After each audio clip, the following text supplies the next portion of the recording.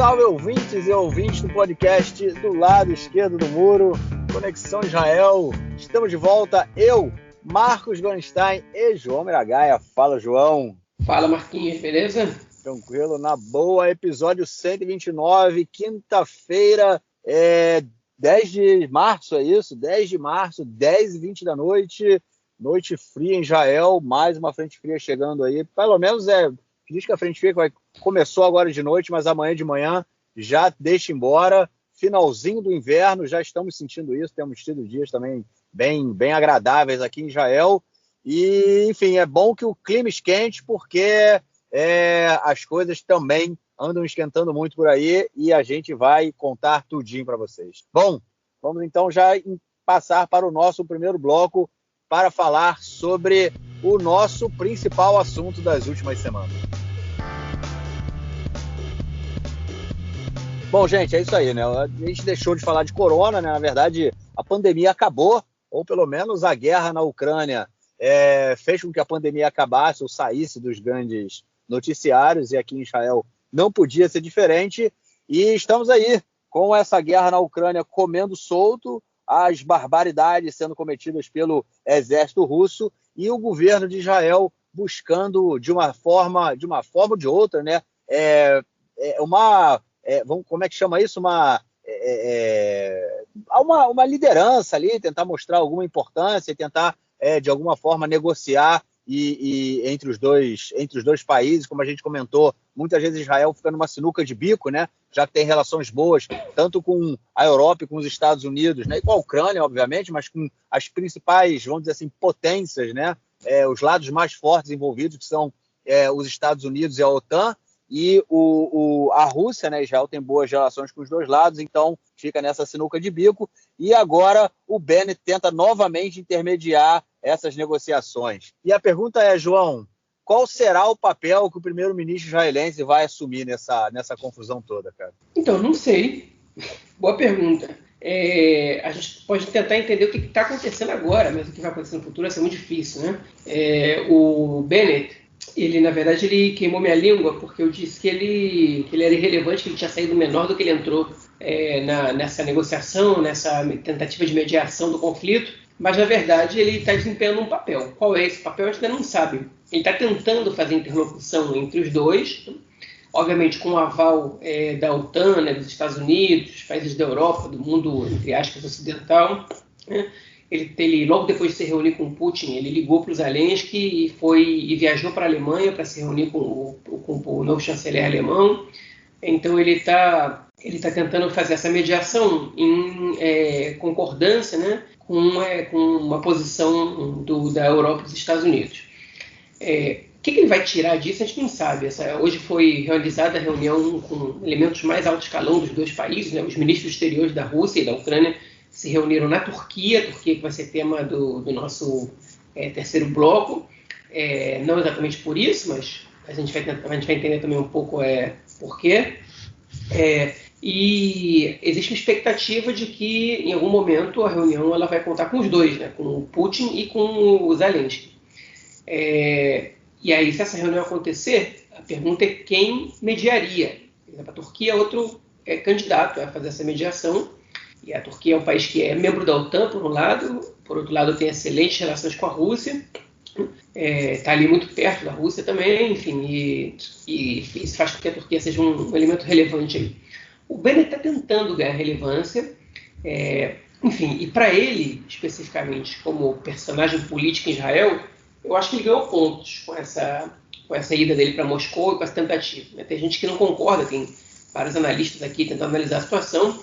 Tem gente dizendo que o Bennett vai ser cobrado depois, porque o Putin virou o crápula mundial e quando esse confronto terminar, as chances do Putin ser o grande vilão da história são muito grandes. E o Bennett vai ser visto como alguém que visitou Moscou no meio dessa situação, que não foi incisivo na condenação à Rússia. Enfim, é difícil saber o que vai acontecer no fim desse confronto. Eu não acho que dá para cravar que a Rússia já perdeu essa guerra, ainda que as tensões são muito duras, né? Existem muitos elementos ainda em jogo, parte muito importante da produção de alimentos mundial vem da Rússia. Se essas sanções continuarem por muito tempo, isso vai levar o mundo a uma situação de insegurança alimentar muito grande, fora isso, enfim. Parte da energia, né, do petróleo, do gás, também vem da Rússia, enfim. É muito cedo para cravar que a Rússia já perdeu por causa das sanções, é muito cedo para cravar que a Rússia vai ganhar, mas, enfim, então não dá para a gente dizer que o Bennett está agindo errado. Enfim, uma análise que eu gostei de escutar é que o Bennett, ele evocando valores ocidentais, liberais ocidentais, ele está se promovendo, né? Porque qual é a visão do mundo ocidental, das democracias liberais? É acreditar na diplomacia. É dizer o seguinte, bom, a gente acredita que a diplomacia pode vencer a guerra, eu estou tentando aqui mediar um acordo, mediar conversas para acabar com esse conflito. Enfim, sou ridículo, porque além de que Israel não tem nenhuma tradição nisso, Israel não consegue nem ser mediado nos seus confrontos com os palestinos, com a Síria, né? Enfim, com outros vizinhos aqui. Mas, por outro lado, enfim, ele está tentando vender essa imagem. O que ele conseguiu internamente foi, de alguma maneira, borrar totalmente o Netanyahu da história. Né? Enfim, e quando eu digo borrar o Netanyahu está quietinho no canto dele, não falou uma palavra, enfim, não é muito proveitoso para ele abrir a boca, mas os comentaristas lembram do Netanyahu, né? E os apoiadores também.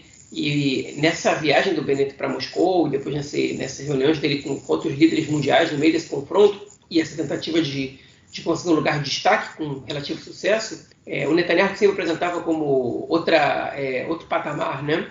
Em hebraico usa o termo liga aheret, né? Seria outro patamar, já a mesma frase que o Bruno Henrique falou, é a mesma expressão, mas enfim. Ele ficou ofuscado, né? O que é esse outro patamar? O Bennett acabou de chegar e acabou de pegar o bonde, já sentou na janela, já foi se reunir com Putin, já se reuniu com o chanceler alemão, está em contato frequente com o Biden, já foi recebido pelo Biden lá e está tentando mediar o confronto no nível mundial, coisa que o Netanyahu nunca esteve perto de fazer. Então ele tira a sombra do Netanyahu perto dele, de alguma maneira. Obviamente que ele está tentando vencer o Netanyahu no campo que o Netanyahu é mais forte, hein? Que é o da representatividade, que é o do líder que fala inglês e que discursa bem e que se posiciona bem na comunidade internacional, que é uma imagem que o Netanyahu construiu internamente em Israel, porque externamente ele é odiado por talvez 80% dos países do mundo, mas enfim. E o Bennett, nesse campo que o Netanyahu é mais forte, ele está batendo de frente e ele está somando pontos. Né? É uma situação que é complicada para o Netanyahu, porque ele não tem disputa entre um e outro. Né? Ele está fazendo uma tentativa e, se ele for bem sucedido, ele vai colher frutos disso depois. Ainda não saiu pesquisa para ver qual é o nível de satisfação da população israelense com a atuação do Bennett nesse conflito, nem com nem a pesquisa de aprovação sobre o mandato do Bennett de maneira geral, nessas últimas semanas. Mas eu imagino que ele ganhou pontos nas duas questões, em especial na administração do conflito. Né? Na administração do conflito saiu uma antes dessas reuniões e 51% da população, não lembro agora se era 48% ou 51% da população, dizia que o Bennett estava certo de não condenar a Rússia, de assumir uma postura de condenação à guerra enfim, de condenação à invasão à Ucrânia sem citar a Rússia. Agora eu imagino que a aprovação dele vai aumentar. A população israelense ela entende o pragmatismo da situação, ainda que a mídia israelense ela esteja em uníssono, é um consenso quase geral aqui, salvo raras exceções. Essas exceções são, por incrível que pareça, bibistas, né? São todos pró-Ucrânia, a mídia israelense, enfim, o apoio da população é quase um consenso que é solidário à Ucrânia, mas as pessoas entendem que Israel não pode simplesmente se mandar a escolher um lado nessa situação e com fervor para esse lado e aplicar sanções, etc, etc, etc. Enfim, então o Yoaz Hendel, que é o ministro das Comunicações, foi questionado no programa de rádio essa semana por que ele não aderiu às sanções e bloqueou os canais de televisão russos. Ele disse que Israel nunca bloqueia meios de comunicação, que isso é contra a ideia de democracia do país, que já houve muita pressão para bloquear Al Jazeera e Al Jazeera é liberado aqui. Enfim, conseguiu sair pela tangente de uma maneira razoável, né? Mas enfim, Israel não sancionou a Rússia, okay? E hoje o Yad Vashem, né, que é o Museu do Holocausto, numa decisão própria, né, autônoma, decidiu não receber mais doações do Roman Abramovich, né, do magnata, oligarca russo bilionário, dono do Chelsea, né, o futuro ex-dono do Chelsea. Ele é cidadão israelense há, se não me engano, 2 anos, e ele ele é um dos principais doadores do Yad Vashem, que decidiu não receber mais as suas doações. Enfim, pela relação dele com o governo Putin. Ou seja, o país não toma algumas decisões, mas a sociedade civil e algumas organizações sim tomam. A gente vai ampliar essa discussão para esse lado daqui a pouquinho. Bom, a segunda notícia nessa questão da guerra foi o pedido do presidente ucraniano Zelensky em falar, né, em fazer como se fosse um discurso para o parlamento israelense. É óbvio que ele não pode sair da Ucrânia, né, ele não sairia de lá de jeito nenhum, também mesmo que ele conseguisse, porque ele abandonaria o país, mas ele queria fazer um discurso online, né, um streaming, e falar para o parlamento israelense como se ele estivesse aqui fazendo isso. No início houve uma certa recusa, né, porque agora também o parlamento entra no recesso de inverno, mas aparentemente essa teleconferência aí vai acontecer. João, acontecendo, será que você acha que tem alguma implicância aí nessa relação e na mediação que Israel vem tentando fazer? Ou isso pode ser realmente positivo para a posição do país? Eu não sei se isso vai ser positivo exatamente, mas não é o governo, na verdade, que aceita ou não, né? O Zelensky ele fez um discurso para o parlamento britânico, ele fez um pedido para fazer um discurso para o parlamento de Israel. Obviamente, qual é a intenção do Zelensky? Como a Ucrânia está sendo taxada o governo ucraniano de complacência com o nazismo, de ter elementos nazistas no governo, no exército, em todos os lados, né? Ele quer se aproximar de Israel, colar Israel, para mostrar que isso é tudo balela, e ele quer receber aplausos da Knesset, da mesma maneira que ele recebeu aplausos do parlamento britânico. Então ele fez esse pedido informalmente, e o deputado Eli Avidar, que é do partido Israel Nossa Casa, o partido do Avigdor Lieberman, ainda que eles sejam brigados e que o Eli Avidar seja praticamente um independente, né? Ele fez esse pedido na Knesset, tinha que contar com a aprovação de pelo menos metade da Knesset para isso acontecer, e a aprovação aconteceu. Então, o Zelensky, na semana que vem, deverá dar um discurso para a Knesset por Zoom, né? Enfim, o Eli Avidar ele exigiu do presidente da Knesset que, nesse discurso, pelo menos metade dos deputados esteja presente. E o presidente da Knesset, né, o Miki Levy, disse que ele não pode garantir isso. Mas o Zelensky vai dar um discurso para a Knesset. Não sei em que idioma, se ele vai dar em inglês, se ele vai dar em russo, né, ou em ucraniano, com tradução simultânea. Né? Hebraico ele não fala, imagino que árabe também não. Mas, enfim, os próprios deputados também não falam árabe, com algumas exceções. Então, inclusive, o Eli Avidar, ainda que seja judeu, sim fala árabe, né? Ele inclusive fez discurso em árabe durante as eleições, para convencer a população árabe a não votar no Netanyahu, mas, enfim, fechando esse parênteses, ele vai fazer o discurso para a Knesset. Israel vai ser o segundo país a presenciar o discurso do presidente da Ucrânia, né?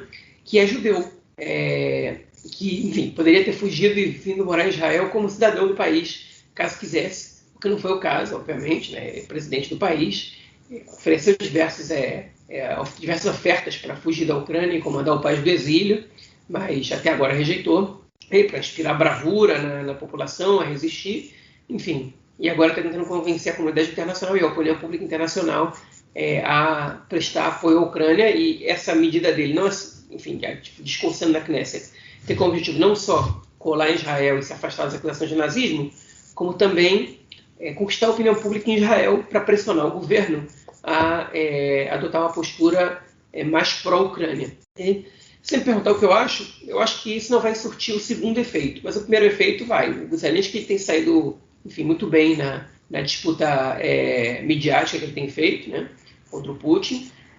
Óbvio que é mais fácil para ele, contando com o apoio de toda a grande mídia ocidental, as principais organizações de imprensa, de mídia do mundo em geral, enfim, estão a favor da Ucrânia e estão dando muito espaço para o Zelensky, que ele está aproveitando, né, está aproveitando isso muito bem, ao contrário do Putin, que não está tendo esse espaço e não está conseguindo, enfim, encontrar esse apoio, pelo menos na Europa, nos Estados Unidos, eu diria que até na América Latina e em algumas partes importantes do Oriente Médio, né? Enfim, essa é a situação que a gente tem. Vai ser uma situação interessante, né? O segundo país, segundo parlamento onde ele vai discursar, vai ser a Knesset. Vamos ver como vão reagir os deputados, como vão reagir os Havre Knesset ao discurso do Zelensky, porque no parlamento britânico a grande maioria o aplaudiu de pé, que inclusive é uma quebra de protocolo para o parlamento britânico. Vamos ver o que vai acontecer aqui em Israel.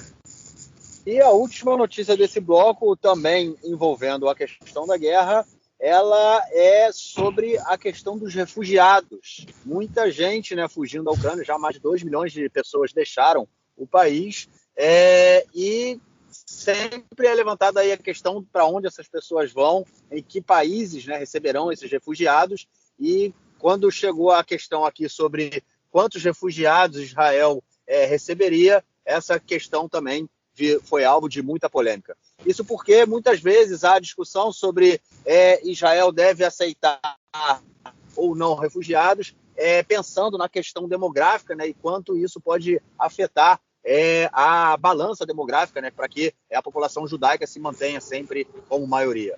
O governo, a ministra Elie Shaked, né, ela falou que Israel estava disposto a aceitar milhares de refugiados, quer dizer, foi subindo durante a semana. Eu vi algumas entrevistas também já semana passada, pessoas falando algumas centenas, depois subindo milhares, mas muitas vezes se coloca que Israel não teria problema nenhum em aceitar refugiados judeus, né, já que eles teriam direito aí, de acordo com a lei do retorno, seriam transformados, eles não seriam só eles de refugiados, passariam a cidadãos do país, mas a questão também, a discussão que é feita quantos se Israel receberia refugiados de uma forma geral, né, sem fazer essa distinção de quem é judeu e quem não é. João, como é que anda essa discussão aí dentro do governo?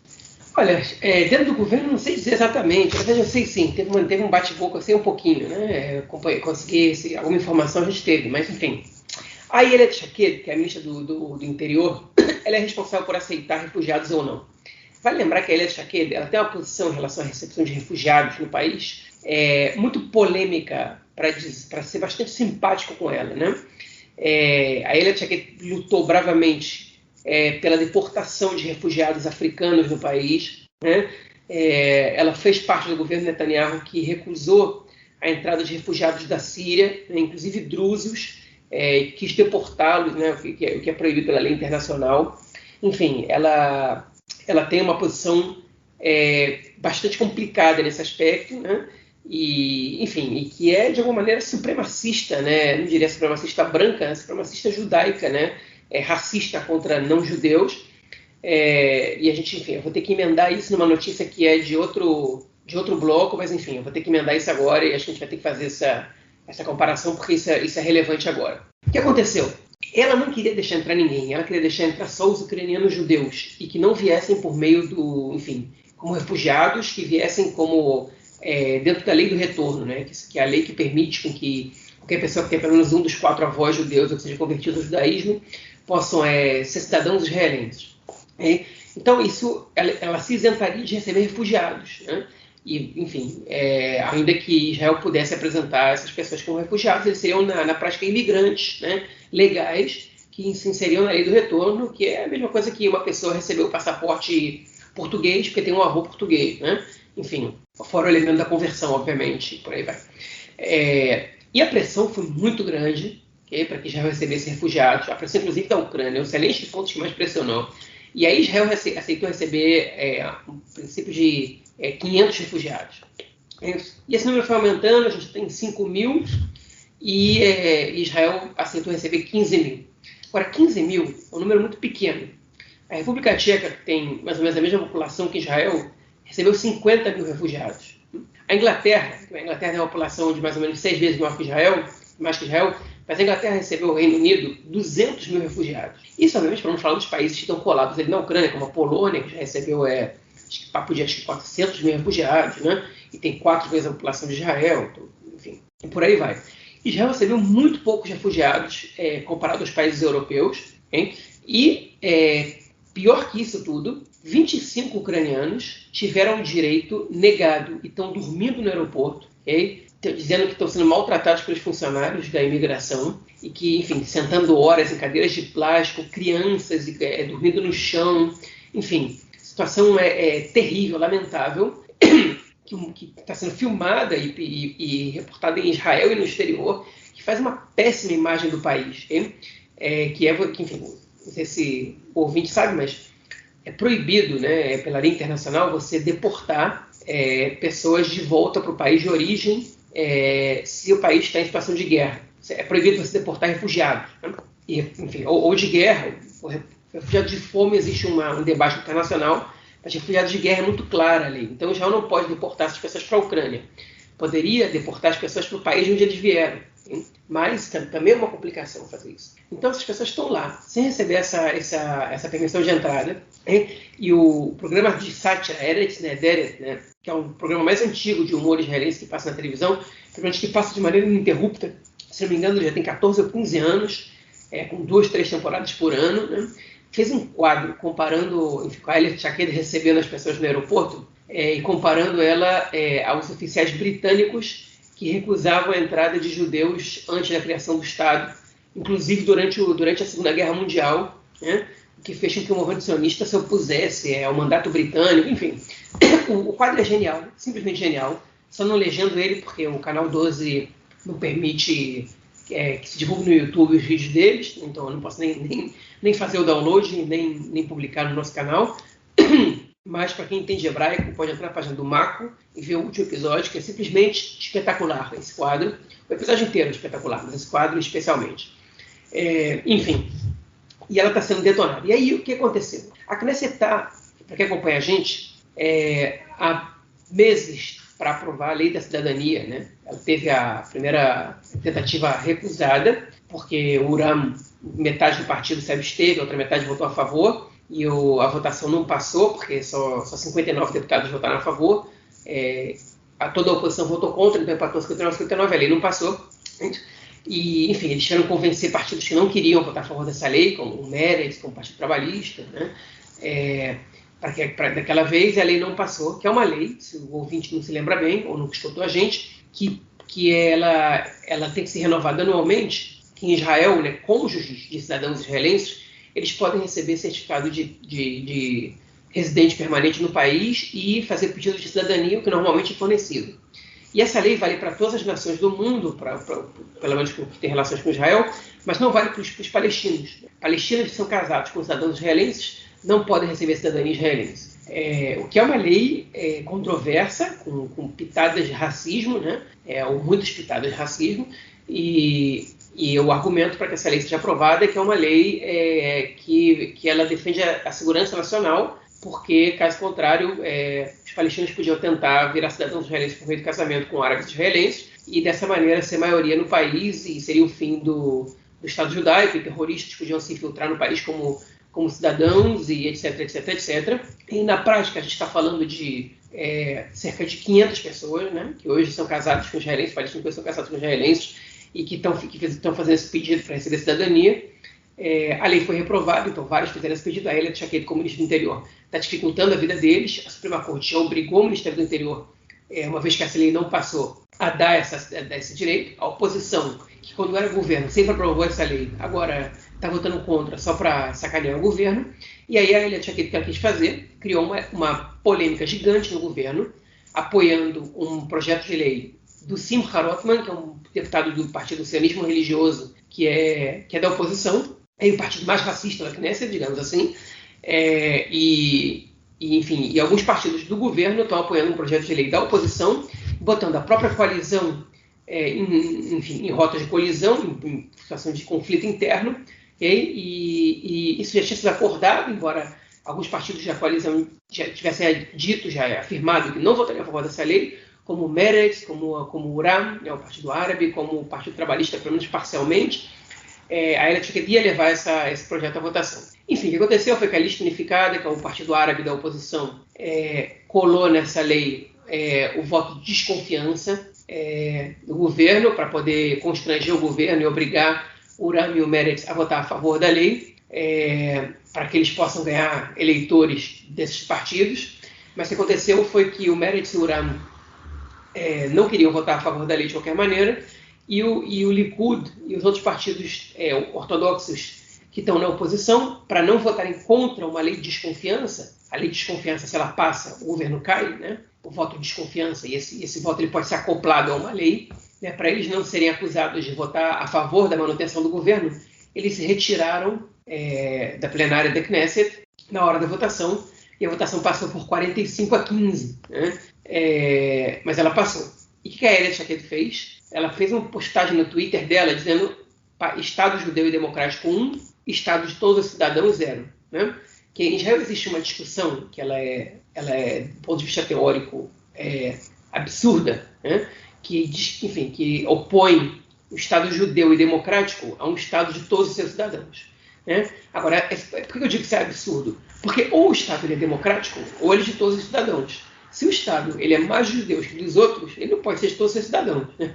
Enfim, então, algumas correntes do sionismo acreditam que o Estado pode ser um Estado, ao mesmo tempo, judaico e de todos os seus cidadãos, na medida que o Estado tiver maioria judaica, hein? E ele dê às minorias os direitos de minoria nacional, e etc, etc, etc, aos quais eu me incluo. Acho que o Estado pode ser um Estado judaico e democrático se ele for primeiro democrático e depois judaico. E o que definiu o judaísmo seja a maioria judaica e não leis coercitivas, como essa, por exemplo. Okay? E a Ayelet Shaked foi lá e postou isso. Okay?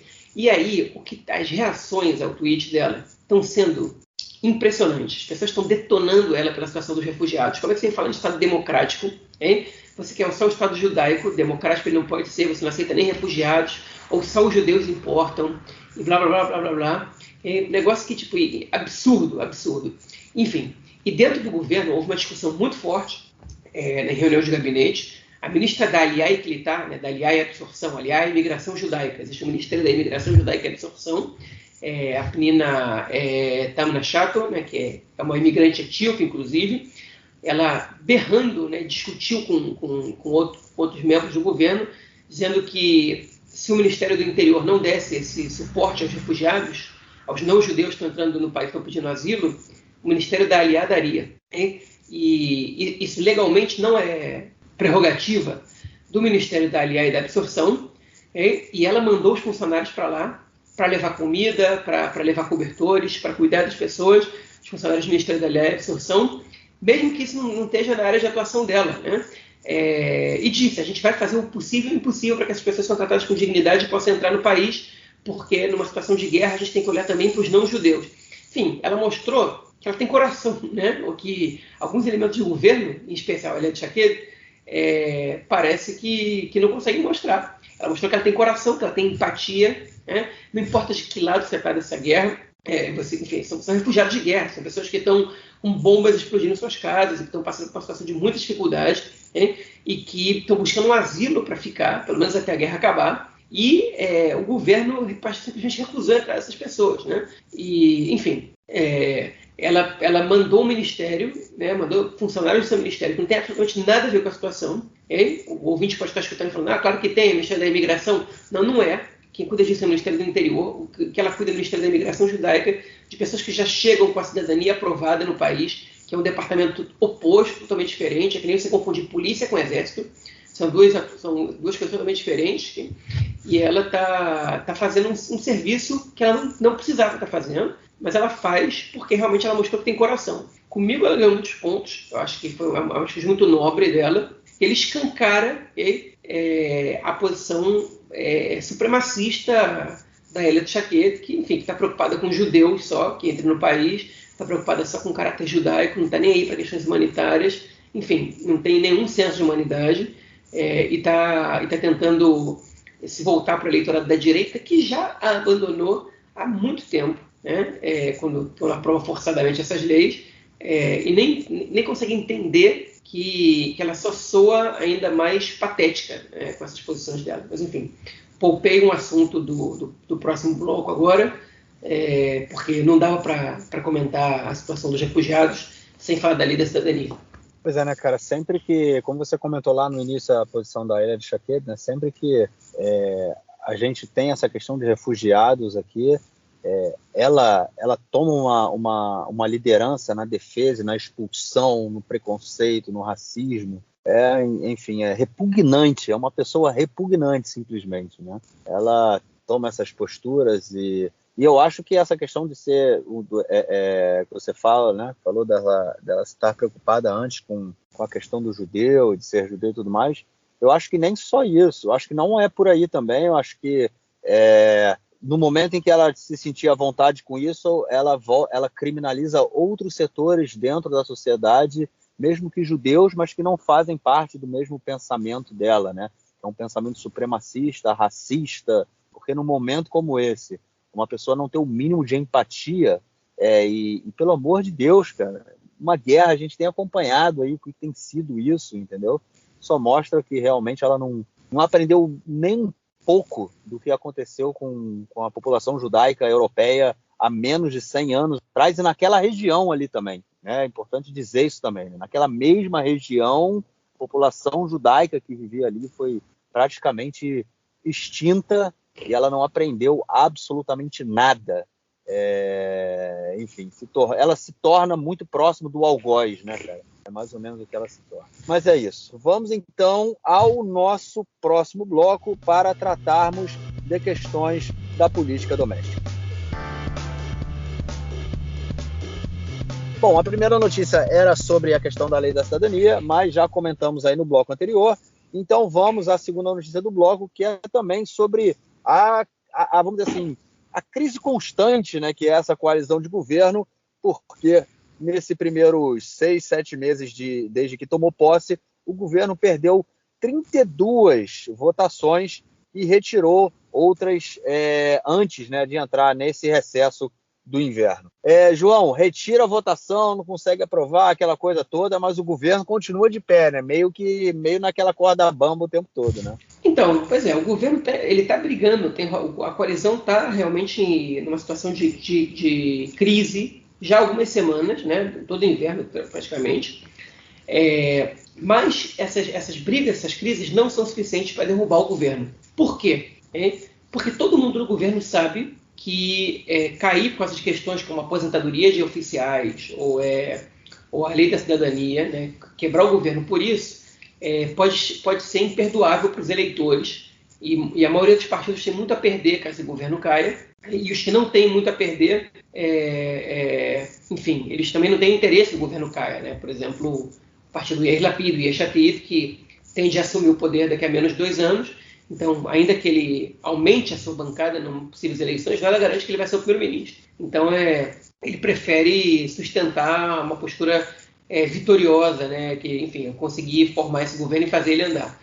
Então, até agora, essas propostas de lei, esses projetos, essas crises, ainda não foram suficientes para derrubar o governo. O governo tenta de várias maneiras afastar os problemas. O Eli Avidas, que a gente falou no bloco passado, o governo transformou ele em vice-ministro para ele sair da Knesset e não derrubar nenhuma votação. Ele viu que ele não conseguia fazer nada com o vice-ministro e renunciou, e agora é o ministro sem pasta, não lembro quem ele era exatamente, e voltou para a Knesset. A deputada Zoabi do Meretz, que também criou confusão há pouco tempo, o governo queria mandar ela para ser embaixadora na China, né? Enfim, a situação não caminhou ainda, então ela não pôde sair para se livrar de uma pessoa que age por conta própria, que não respeita o acordo de coalizão, enfim. O governo está tentando afastar essas pessoas. A própria Ayelet Shaked, ela não é deputada, ela é só ministra, justamente para que não haja constrangimento em votações das quais ela venha participar e tenha que votar, enfim, que possam confiar de que ela não vai boicotar votações com as quais ela não concorda, né, e etc. Então não são suficientes. Agora, a gente tem alguns momentos a futuro que essa coalizão ela pode estremecer a ponto de quebrar. Okay? Quais são esses momentos? Daqui a alguns poucos meses, o governo vai ter que passar o orçamento de 2023. Okay? Perdão, de 2022, né? Que ele já foi pré-aprovado no passado e agora ele tem que ser totalmente aprovado daqui a pouco tempo. Né? E nesse momento, muito dinheiro que está flutuando aí, enfim, o governo vai ter que fazer um esforço para que todo mundo entre de acordo. Né? E esse é o momento que a coalizão ela pode estremecer e, vale lembrar, se o orçamento não passa, o governo cai. Hein? Então, enfim, o governo pode até adiar a votação e ficar adiando, mas vai ter que votar em algum momento e isso pode derrubar o governo.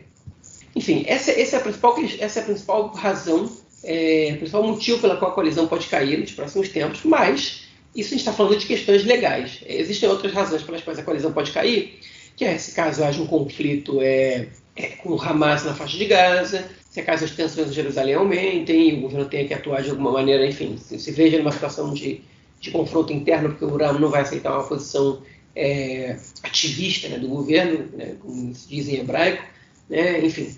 E isso pode derrubar a coalizão. Essas votações, por enquanto, já são suficientes, né, para que essa coalizão caia, a menos que algum partido veja que está perdendo muito mais do que está ganhando e que o tempo vai passando e você vê que ou você derruba o governo ou você não desaparece nas próximas eleições, né? Então, basicamente, essa é a situação. O governo conseguiu aprovar poucas leis até agora. Uma delas foi a lei do alistamento militar, que foi ampliada, ela já passou em primeira leitura e provavelmente vai passar nas outras. São alguns pontos de interseção que o governo conseguiu entrar em acordo, né?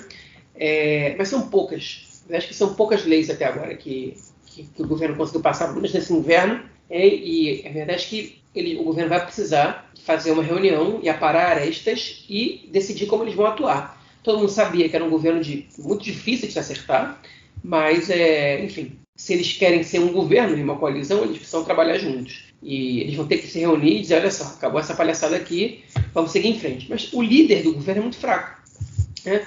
Na verdade, todo mundo aí é um pouco primeiro-ministro, né? Porque todo mundo pode ameaçar o primeiro-ministro a qualquer momento, qualquer partido, qualquer deputado, na verdade, pode ameaçar de quebrar o governo. Então, de fazer o governo romper. Então, é uma situação bastante complicada.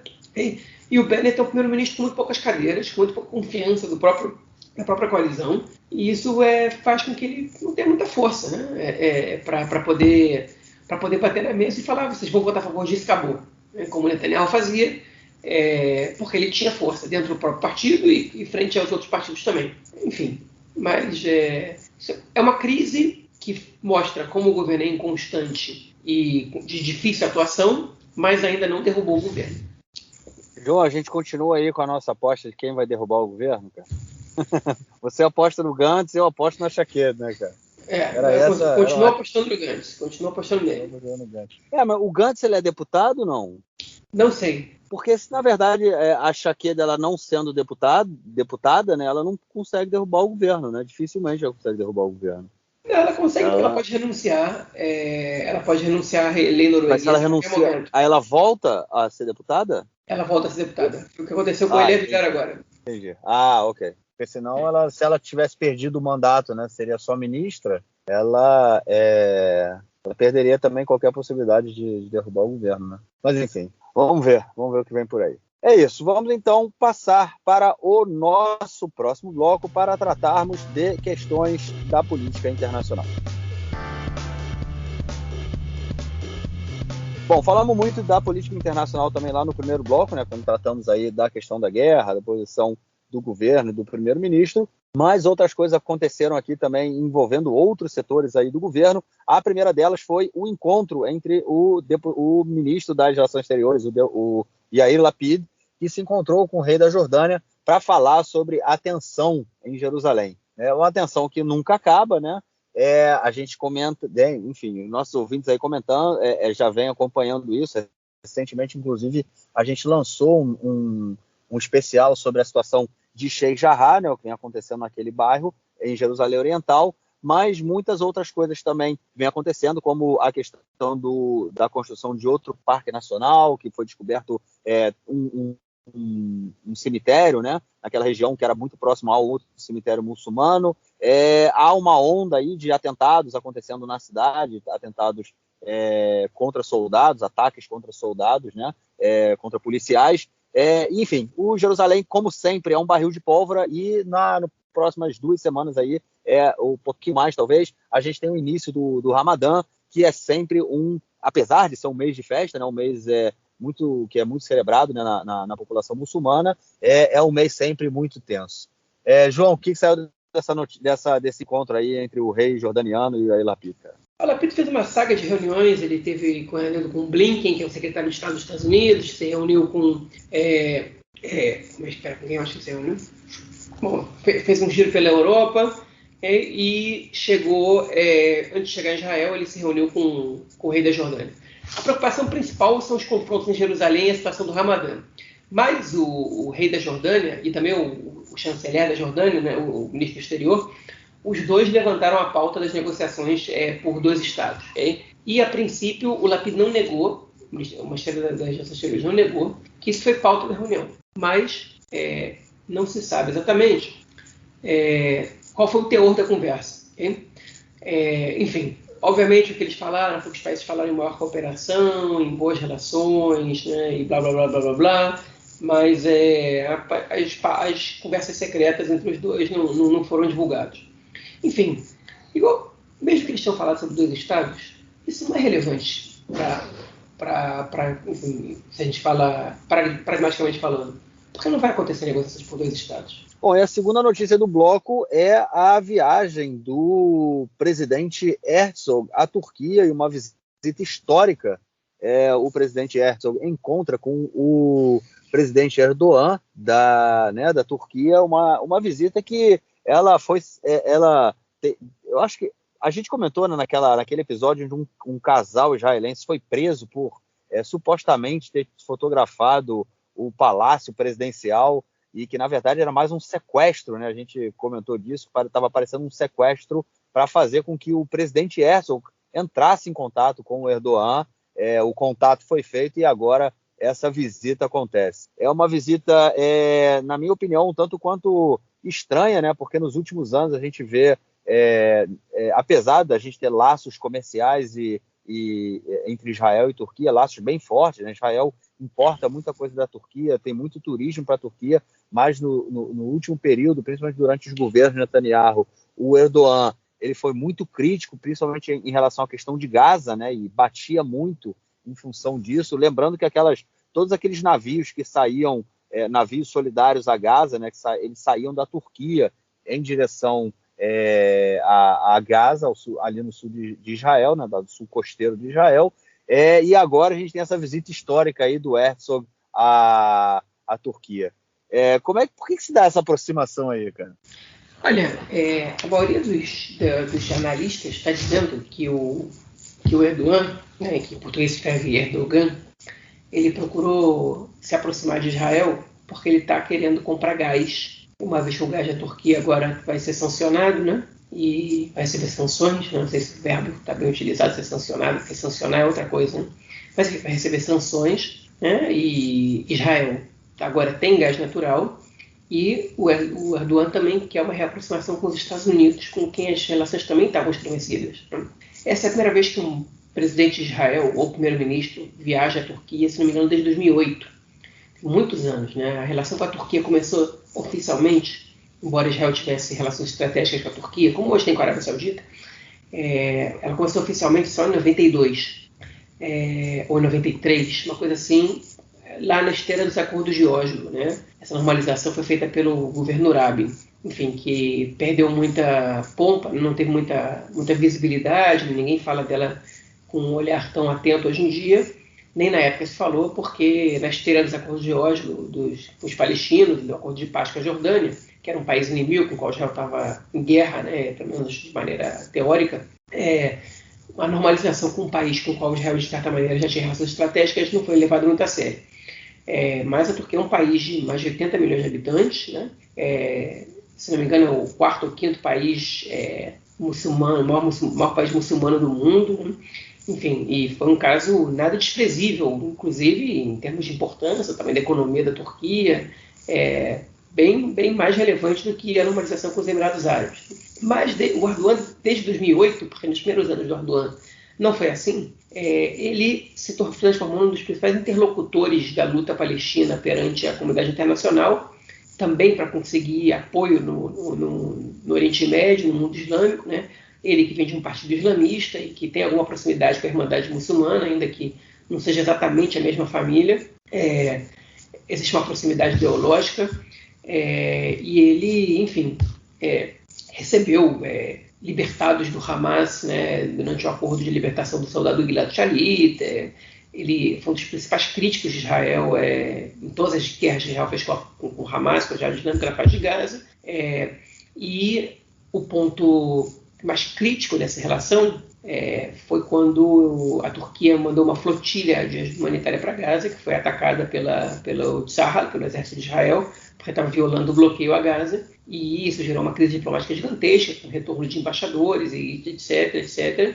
Né? Israel tem muito turismo na Turquia, as relações comerciais entre os países fluem, mas, enfim, a situação teve baixos e baixos, né? Desde 2008 até hoje, né? Principalmente desde a conferência em Davos, da qual participou o Shimon Peres quando ele era presidente. O Erdogan, ele fez um discurso atacando o Shimon Peres, na vez de atacando Israel por meio de ataques ao Shimon Peres, e aí nesse momento ele ganhou essa visibilidade e ele começou a ser um desafeto da maioria dos líderes de Israel. Enfim, durante todo esse último governo Netanyahu, né, de 2009 a 2021, perdão, as relações elas foram de baixos e baixos, né? Teve momentos de sensível, melhora muito, muito pouco significativa, até outra crise. A última crise que a gente teve foi uma crise que foi bem resolvida pelo governo atual, que um casal israelense foi preso fotografando o palácio de residência do Erdogan, enfim, e o Ministério das Relações Exteriores de Israel conseguiu libertar esses dois turistas que regressaram ao país. Mas, enfim, as relações com a Turquia, elas estão estremecidas já há bastante tempo, ainda que não tenham sido rompidas em nenhum momento.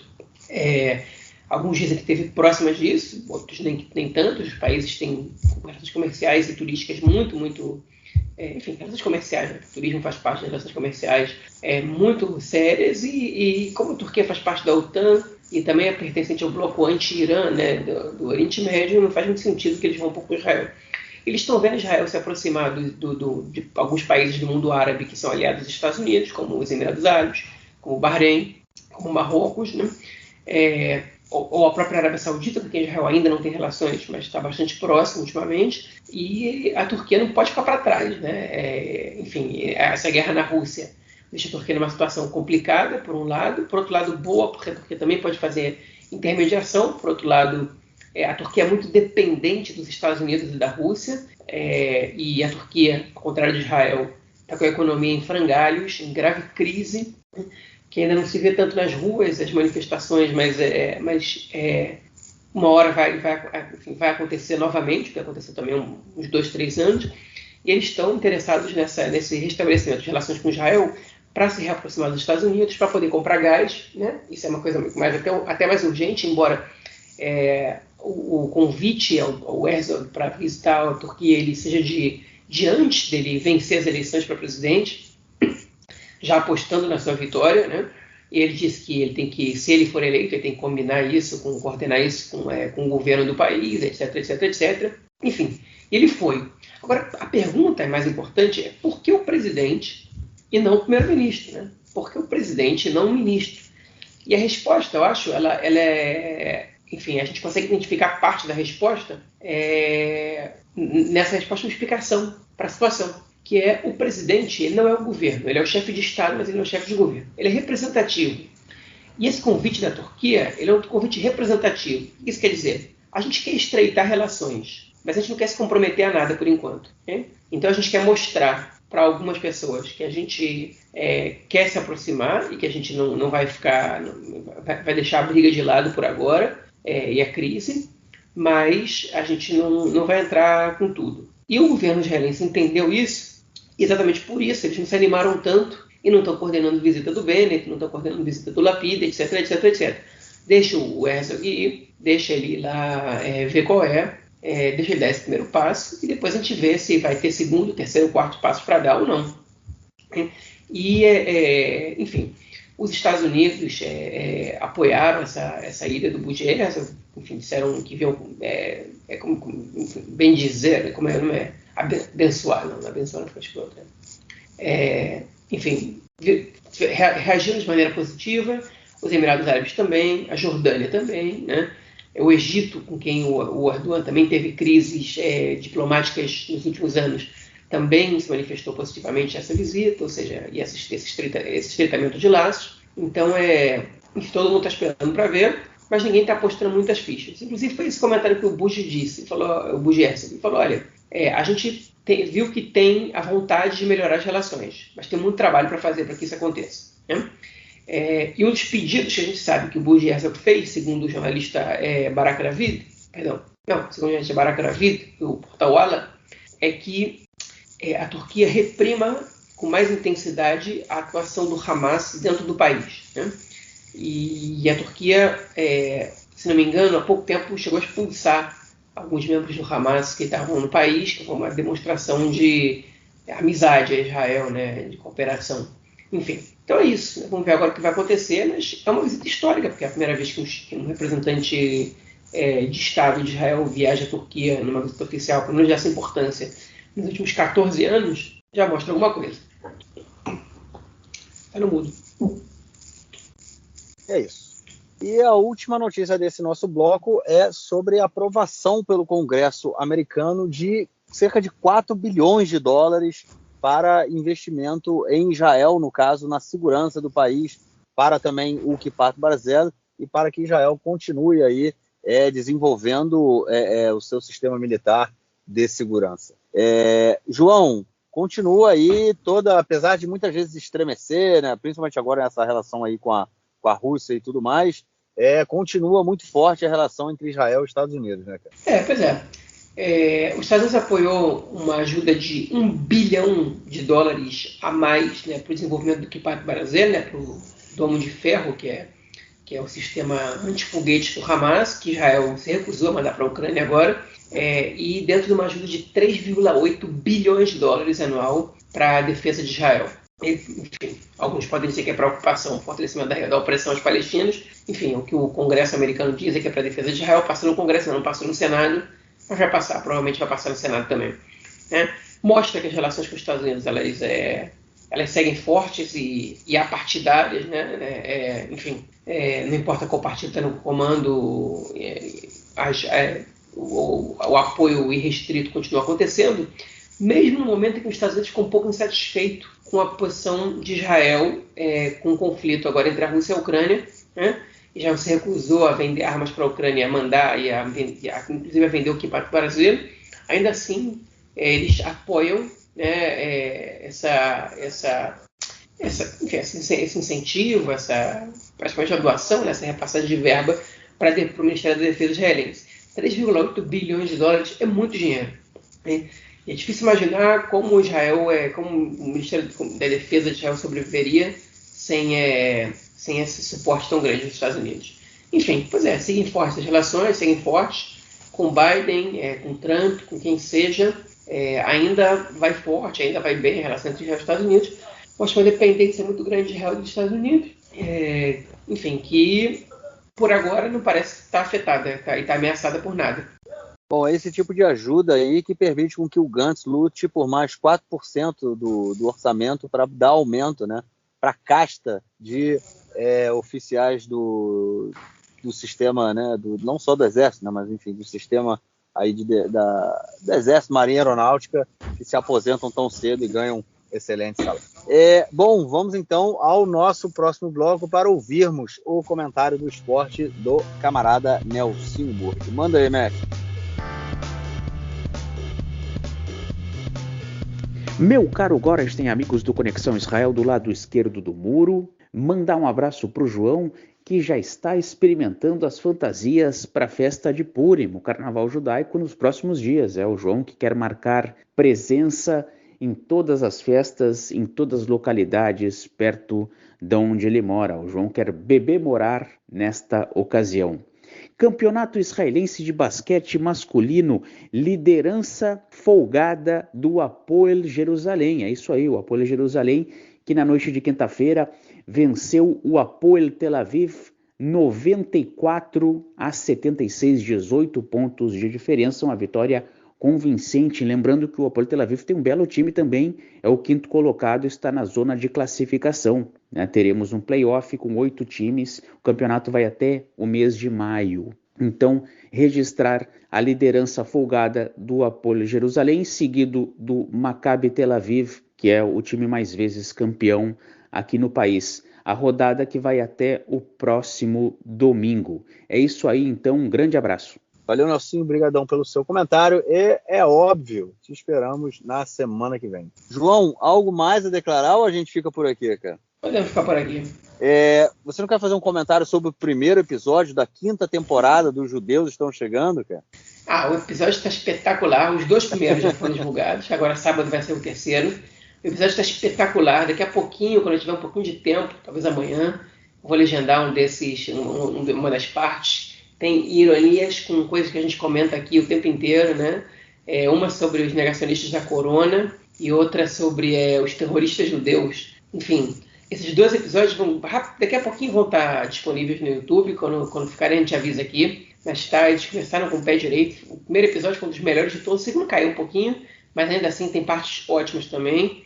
Enfim, a série é muito boa, né? E daqui a pouquinho a gente legenda aqui, conforme a gente vai podendo. Sem sombra de dúvida, eles são excepcionais. Bom, ficamos por aqui, João, e nos falamos na quinta-feira da semana que vem para gravarmos nosso próximo episódio. Valeu, cara. Forte abraço. Abraço, até a próxima. Tchau, tchau.